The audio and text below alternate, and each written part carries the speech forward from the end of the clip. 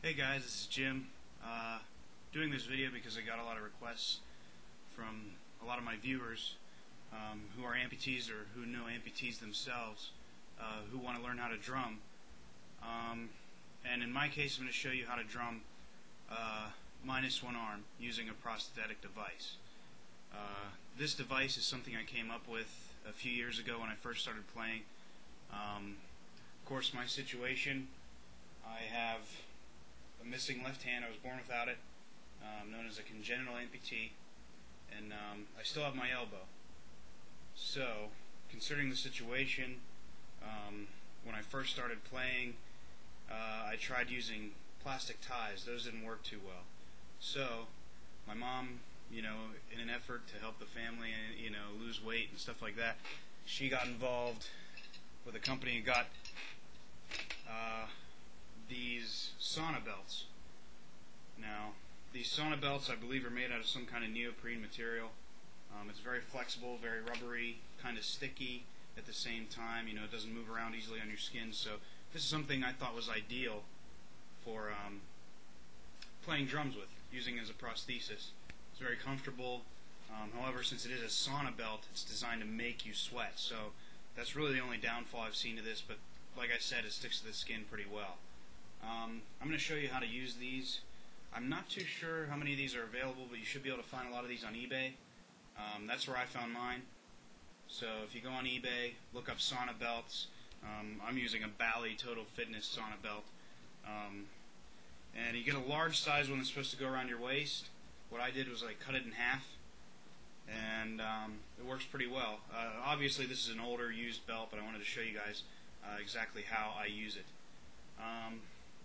So to start off, what you want to do is start the wrapping process. So I usually like to, now of course, everybody's situation is going to be different. Not every amputee has the same kind of amputation. Some are above elbow, some are far below the elbow, some are, very close to the elbow like mine are. But I still have the elbow, I still have flexibility, and this is what works for me. So if it works for you, great. If it doesn't, I'd like to see how you guys, work this out. But I feel this is a good starting point. So what you do is you start wrapping it around the stump, barring that the Velcro doesn't get stuck on anything on the way up. But you just start wrapping it around, keep an even amount of pressure on it. I usually like to get it fairly tight. Not too worried about choking the circulation off. I've played 3-hour sets with my band before and I've not had any problems with it. So as you can see, it's just tightly wrapped around the stump. Pretty simple. What I like to try and do is, in the first 2 layers here is where I put the stick.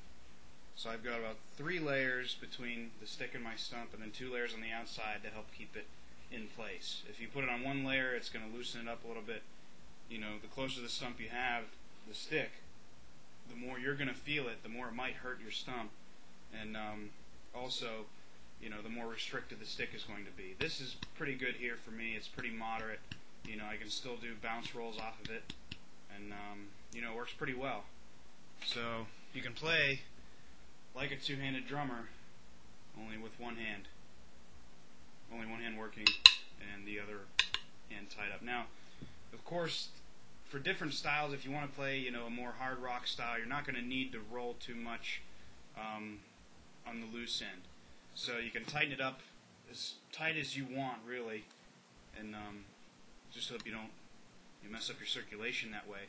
But this usually works well for me. I like it moderately tight. I play, a jazz funk style, so I want it a little bit loose, but I want it tight at the same time so I can move around the set a little bit better.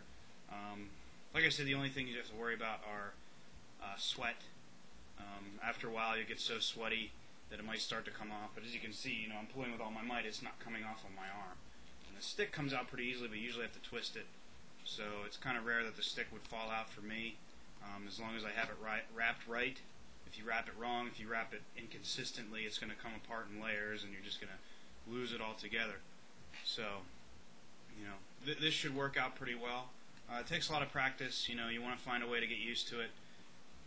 Make sure you have it on pretty well if you're in a show and you have a long duration, a long set list to play through. So, and also another thing I would try, it's something I need to work on as well. With your good hand, do a lot of one-handed rolls. Practice the molar technique. You can find that on drummerworld.com. Jojo Mayer has a great explanation for it. Just look up molar technique and you'll be able to find, a good way to use rebound to your advantage. And it'll actually help you out in the long run. So I hope this works for you guys. Give me some feedback. Tell me what you think.